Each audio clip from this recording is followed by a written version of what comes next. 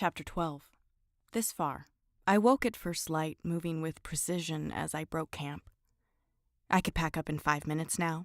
Every item that had been in that unfathomable heap on the bed in the motel in Mojave that hadn't already been ditched or burned had its place in or on my pack, and I knew exactly where that place was. My hands moved to it on instinct, seeming almost to bypass my brain. Monster was my world, my inanimate extra limb. Though its weight and size still confounded me, I'd come to accept that it was my burden to bear. I didn't feel myself in contradiction to it the way I had a month before. It wasn't me against it. We two were one. Bearing Monster's weight had changed me on the outside, too. My legs had become as hard as boulders, their muscles seemingly capable of anything, rippling beneath my thinning flesh in ways they never had.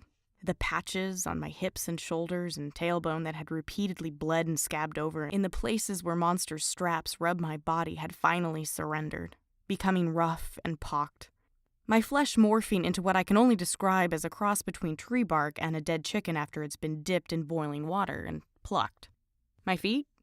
Well, they were still entirely, unspeakably fucked. My 2 big toes had never recovered from the beating they took on the merciless descent from 3 Lakes to Beldentown. Their nails looked near dead. My pinky toes had been rubbed so raw I wondered if they'd eventually just wear clean away from my feet. What seemed like permanent blisters covered the backs of my heels all the way up to my ankles.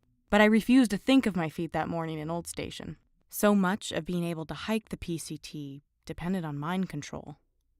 The stout decision to move forward, regardless.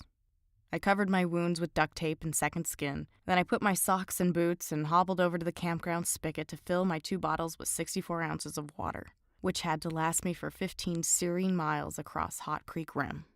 It was early but hot already as I walked the road to the place where the PCT crossed it. I felt rested and strong, braced for the day. I spent the morning weaving my way through dry creek beds and bone-hard gullies, pausing to sip water as seldom as I could. By mid-morning, I was walking across a miles-wide escarpment, a high, dry field of weeds and wildflowers that offered barely a scrape of shade. The few trees I passed were dead, killed in the fire years before, their trunks scorched white or charred black, their branches broken and burnt into daggers. Their stark beauty bore down on me with a silent anguish force as I passed them by.